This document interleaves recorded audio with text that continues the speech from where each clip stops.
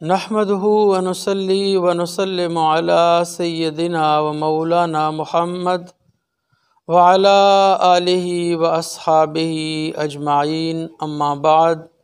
محترم حاضرین و سامعین، السلام علیکم ورحمۃ اللہ تعالی وبرکاتہ۔ رمضان المبارک میں ایک مسئلہ اکثر پوچھا جاتا ہے کہ کیا قے سے روزہ ٹوٹ جاتا ہے یا نہیں ٹوٹتا؟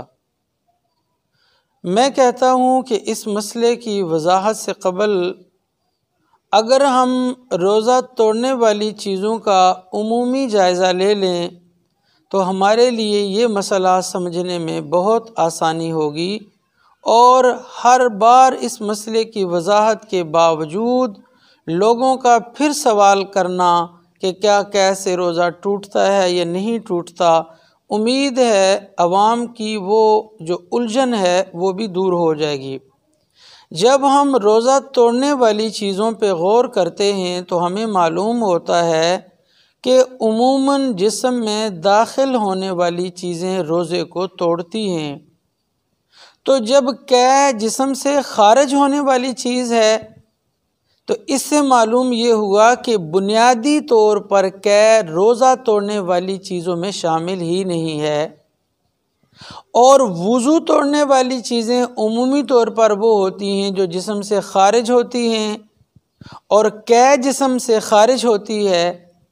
اس سے معلوم یہ ہوا کہ بنیادی طور پر قے روزہ توڑنے والی چیزوں میں شامل نہیں ہے، بلکہ یہ وضو توڑنے والی چیزوں میں شامل ہے۔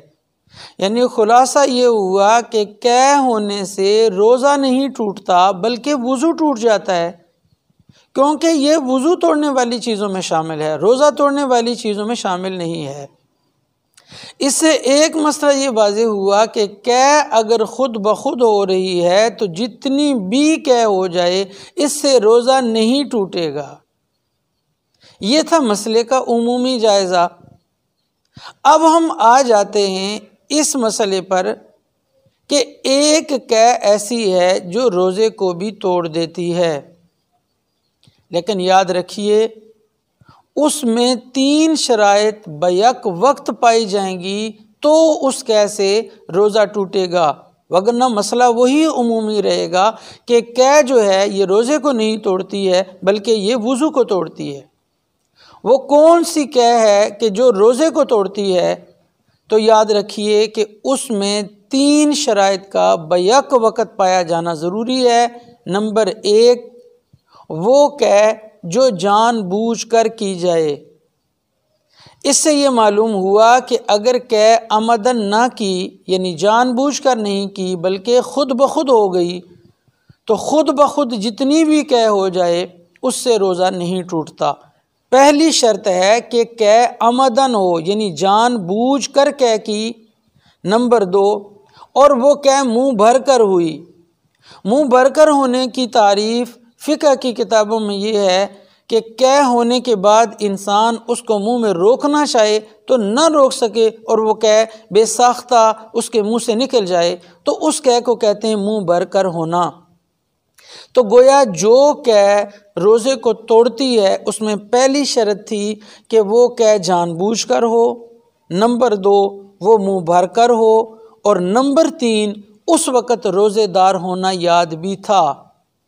یعنی اگر ان تینوں میں سے ایک شرط بھی نہ پائی گئی تو روزہ نہیں ٹوٹے گا۔ یعنی اگر کسی نے قے جان بوجھ کر بھی کی اور وہ قے منہ بھر کر بھی ہوئی، لیکن اگر اس کو روزے دار ہونا اس وقت یاد نہ تھا اور وہ روزے کو بھولا ہوا تھا، تو اس کے باوجود کہ وہ قے منہ بھر کر بھی ہوئی ہے، اس نے جان بوجھ کر بھی کی ہے، لیکن اس سے روزہ نہیں ٹوٹے گا۔ تو اچھی طرح سمجھ لیجئے کہ وہ قے روزے کو توڑے گی جس میں 3 شرائط اکٹھی پائی جائیں۔ نمبر 1، وہ قے جان بوجھ کر کی گئی، نمبر 2، اس میں وہ قے منہ بھر کر تھی، اور نمبر 3 اس وقت روزے دار ہونا یاد تھا۔ جب یہ شرطیں پائی جائیں گی تو ایسی قے سے روزہ ٹوٹ جائے گا۔ اگر ان شرائط میں کوئی شرط مفقود ہو تو اس قے سے روزہ نہیں ٹوٹتا بلکہ وہ وضو توڑنے والی چیزوں میں ہے۔